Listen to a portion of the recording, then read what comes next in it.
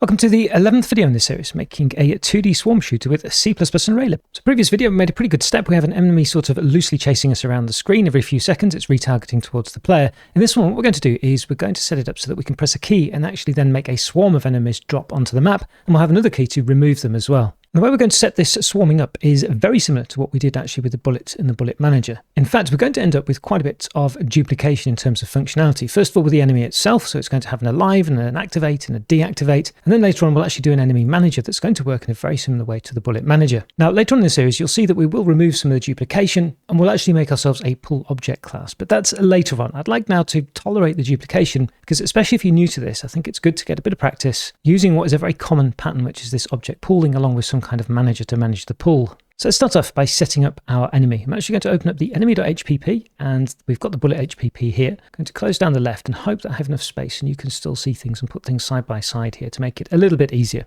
So the first thing we'll take is the alive equal to true and then drop that down inside the enemy here above the retarget. Then we can take the is alive from here. And we'll also take the deactivate, and the activate for the enemy is going to be slightly different. All we need for the activate actually is just a vector 2. So I'm going to take this from here and drop this in here. Then we can go into the implementation file for the enemy and also for the bullet as well. So I'll open up the bullet.cpp and drop that there, and then the enemy.cpp and drop this here. Close that up so hopefully you can see something. So we have the bullet deactivate here. So I'll take this and then let's drop that below the update, I think here. This is going to be enemy deactivate. So alive is going to be false. Velocity we can ignore, we don't have it, and then we can hover over this and we can include our game config. Then we have the enemy activate, so I'm going to take this and paste this here. Inside here then we want the alive to be true, and the transform position is going to be equal to the position, which is a parameter that comes into here, and inside here the retarget timer then will be set to 0. And for a bit of logging, what we could also add is a trace log into here as well. So we can log that the enemy has been activated, and then here we can log that the enemy has been deactivated. Okay, so I'm going to get rid of this split screen here because it's very annoying. So close all, that's better, a little bit more space. I'd like to check at the top here what we have. So we have the constructor for the enemy, the retargeting here. Okay, the update here, activate, deactivate. Okay, good. In the update then, much like we did for the bullets, if we're not alive, then we can just simply return. And then the same thing also inside the drawer as well.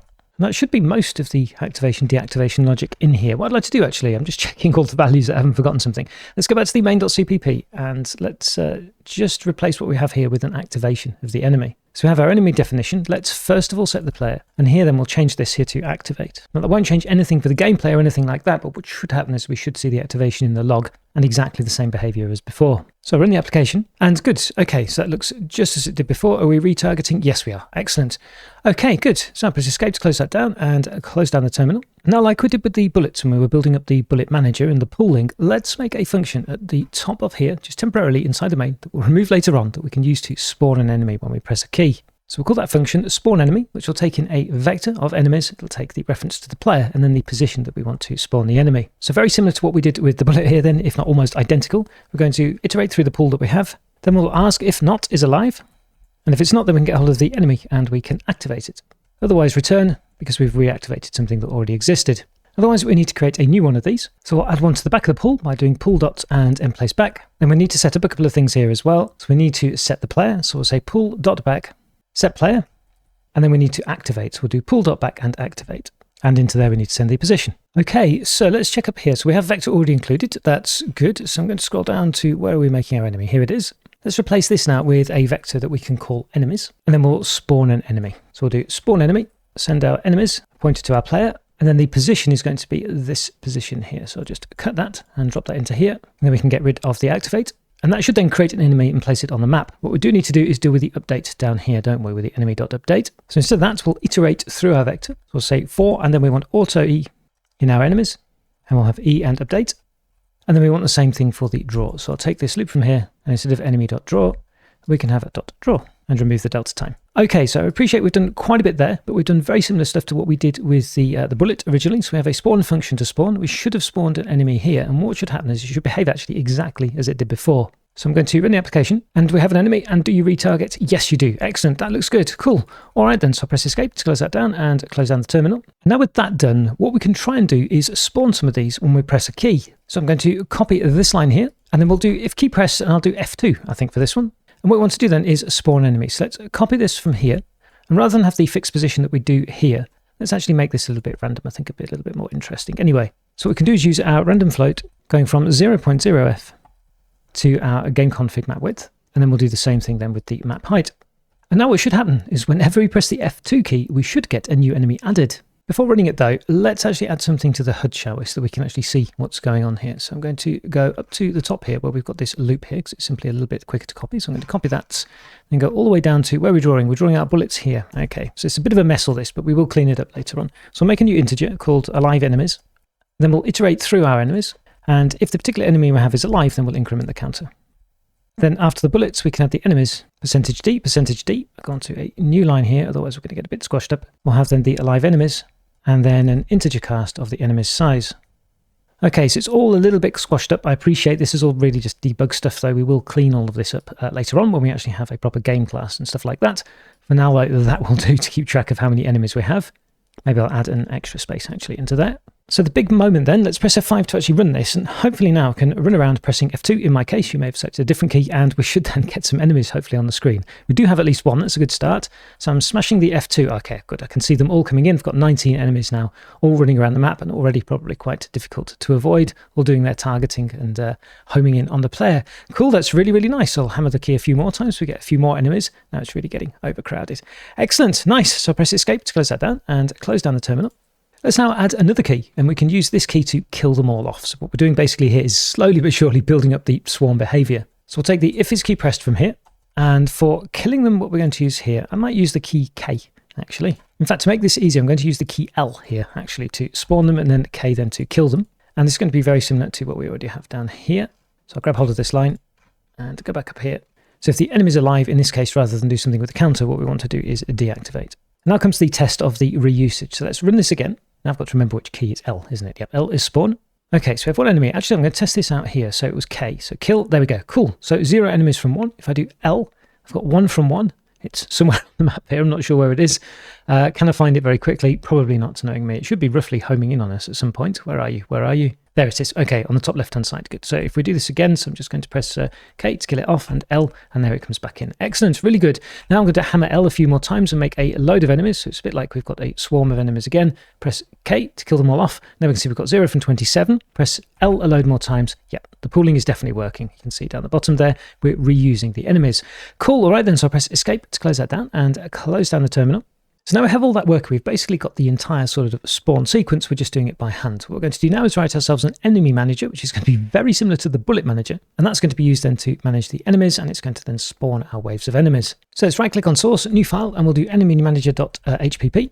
And then we'll right click on source, new file, and enemy manager.cpp. Now, as I said at the start of this video, we are going to have a little bit of a duplication here. It's going to be very similar actually to the bullet manager class. Later on in this series, we will extract some of the duplication either into utility functions or a base class. But I'd like to get some practice at setting this up because it's very, very common, and I'm aware a lot of people will be new to it. So we're basically going to re-implement what we did with the bullet manager. And we're going to be so lazy with it, I'm going to go to the bullet manager here, copy all of this and paste it into here. Now we have to be really careful here. I'm saying that more for me than I am for you. At the top here, we need an enemy.hpp, the vector in memory we need, and let's change this to class enemy manager. Then the spawn here, we don't need the angle, we simply need the position for spawning. We'll need to update, we'll need to draw, and in addition, we're going to need to deactivate all as well. The bullets deactivate themselves and they go off the map. The enemy manager will need to be able to deactivate everything.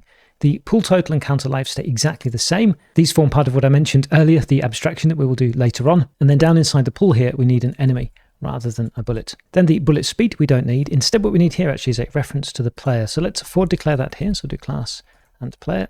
And then down the bottom here, we can make ourselves a pointer to the player. And in addition to that, we need to be able to initialize this. So let's add ourselves a void init, and that will take in then a pointer to a player. And that should be everything we need now for the definition of the enemy manager class. Let's go on to the implementation then. So inside the enemy manager.cpp, let's include the enemy manager HPP. Inside here, we will also need Raylib. And I'll go back into here. I'm just going to grab these definitions here so we can stub all of them out. And I'm going to speed this up and very quickly just stub out these methods. Okay, so that's stubbed out then our methods. So starting with the init, we can set our player to be equal to player. Then when we spawn, we're going to do something very similar actually to the bullets here. So go to bulletmanager.cpp. Let's just grab hold of all of this inside here. Go to the enemy manager and we'll drop this inside here. So we don't want for auto bullets. I'll change that to enemy. And here we don't need the angle or the bullet speed. And then down here, we're going to make an enemy as well. And this needs to be of type enemy. And again, we just need the position here. So very similar to what we've done with the bullet manager. We go through the pool. If there's something that's not alive, we reactivate it. Otherwise, we create a new one and add it to the pool. And here what we can do is change this for enemy manager. Okay, then we've got the deactivate all inside here. I'll go up actually and take this here and drop this here. And here we want to know if it's alive, so we'll do this as well. And if the enemy is alive, then what we can do is deactivate. And we want to remove the not from there. Now in theory, it doesn't really matter whether it's alive or not, whether we deactivate. So we can probably shorten this quite a lot by simply doing this. I'm going to right click here and go to definition and double check what this is doing. So we're setting alive false, setting the position, okay, and deactivate it. It's really up to you which way you want to do. I'm going to, I think, just leave it as the one-liner like this. So just 2 more to do, and those are the easy ones. That's the updates and the draw. So we'll drop the loop in here. Here we want to update, sending in delta time, and here we simply want to draw. And that should be, for now, everything we need on our enemy manager. I'm just checking again. So we've got a spawn function. So if we invoke that with a position, what we do is we either activate or create a new enemy, put it onto our pool. If we do enemy manager update, then we iterate through all of these here and update. If we do enemy manager draw, we iterate through all the enemies and draw. Deactivate then deactivates all of the enemies, which should make them then disappear from the game. That looks all right to me. The main thing here is just to test this out, really. So I'm going to close down the bullet manager there and the enemy, go back to main.cpp. Then at the top of here, we want to include our enemy manager. So we'll do that here. I'm not going to need the enemy type anymore. We can get rid entirely of this spawn enemy. I don't need that. And then scrolling down to where we will have some errors, that's here. Let's make an enemy manager now instead of just the vector of enemies. Then we need to initialize this. And then what we can do is immediately spawn an enemy. And that can go at this position here. And then we don't need this line here. Then we have the same thing down here with the L key in my case. When we want to spawn, we can get hold of the enemies spawn like this. And then we don't need the enemies and the player. If K is pressed, then what we want to do is get the deactivate all. So it's the enemies dot and deactivate all. And then finally down here, what we want to do is enemies update and then enemies dot and draw. Control S to save. And we still have some red, which is interesting. That'll be because down here, won't it, for the label. So we no longer need any of this, do we? Because the counting is done in the class itself. And we're going to have very similar to this. So I'm going to copy and paste this here, and we want the enemies. And I think I've managed to remove a bracket there, haven't I? If I put the bracket back there, are we okay? Yes, we are. Good. Okay, then. So let's have a look if this is working. So I press F5 to run the game. I've got this feeling, as ever, that something's not right. We're about to find out. And it loads and goes away, which is not a good sign. So what have I done? It did have the pool growing. Let's have a look. Let's go back to the enemy manager here and close this down. I've forgotten to set the player on the enemy here. My apologies for that. Let's try that again. Enemy set player, and we'll send in then the player.